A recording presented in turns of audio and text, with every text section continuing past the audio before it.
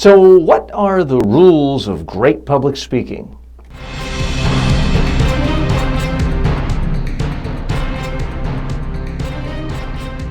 Speaking, the show about effective speaking in public, to the media, at work, and in life. Speaking with TJ Walker. Thanks for joining me today. This episode is going to have a little more philosophy to it, but still, I hope you'll get some good practical, specific how-to tips. People often ask me, well, who's the best speaker? Or do you see what this person's doing wrong? Rip this person apart. And often people want to know what the exact, precise formula is for a great speaker. And certainly I have a lot of strong ideas about what to do and what not to do. And if you're a regular listener or viewer here, you're hearing them 7 days a week. But I want to step back for a moment and look at this from a broader philosophical perspective in a way that I hope will help you. And here it is. There's no one formula to being a great speaker any more than there is a formula to being a great artist. Some people love Rembrandt, some people don't. Some people love Andy Warhol, I'm not a fan. Some people love Van Gogh. Some people love Jackson Pollock. Some people can't stand it and think it's just idiocy. There's no one formula for being a great artist, a great painter, or a great musician. Some stand out. Some capture huge audiences. Others fade away. Some have audiences, huge audiences in the short term, but 5 years later are forgotten and make no impression. But the one thing I think we can agree on, whether your main hobby is in music, painting, sculpture, there are people who are defined as greats, and their style can be completely different from other people within the same genre, and they're considered great. That's how I feel about public speaking. There are so many different types of great public speakers. So to me, it's not about saying, well, you know, Bill Clinton is great, but he needs to walk around the stage more. That's completely missing the point. Or Ronald Reagan is great, but he relied on note cards too much. No, that's not both people, Clinton and Reagan, were great fans, and in the case of Bill Clinton, still a great public speaker. So I want to focus on this in more detail in just a moment. To hire TJ Walker as a keynote speaker or workshop leader for your next conference, call 212-764-4955.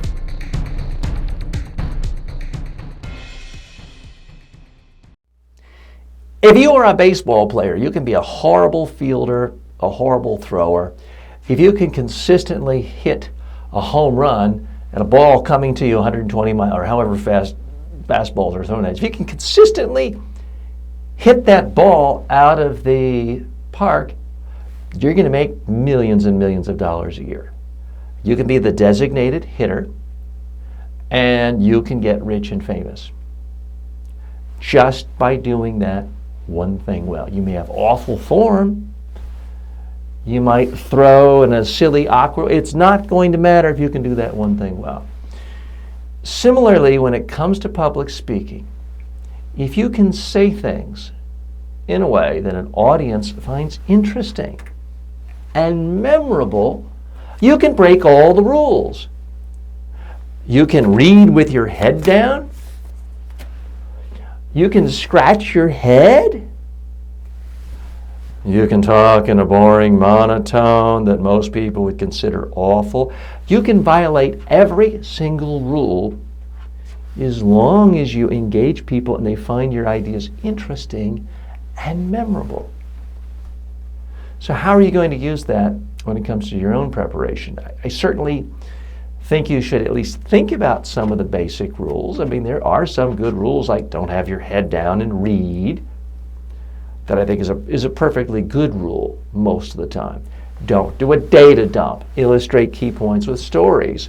All of them are good rules, but at some point, you've got to step back and ask yourself, am I truly engaging this audience?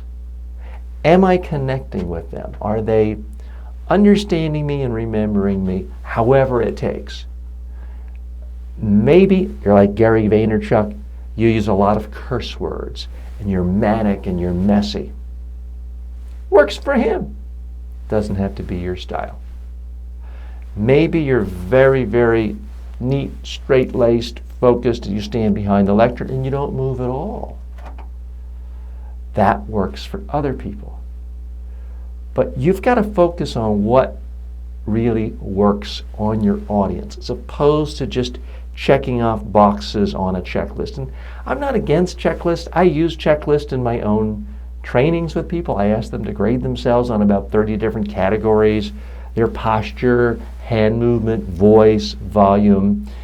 It is important when learning these skills, getting a sense of fundamentals that help or hurt. But at some point, you got to forget all of that and focus on what really works. More in a moment. For a free, no obligation online public speaking or media training course, go to MediaTrainingWorldwide.com and start learning today.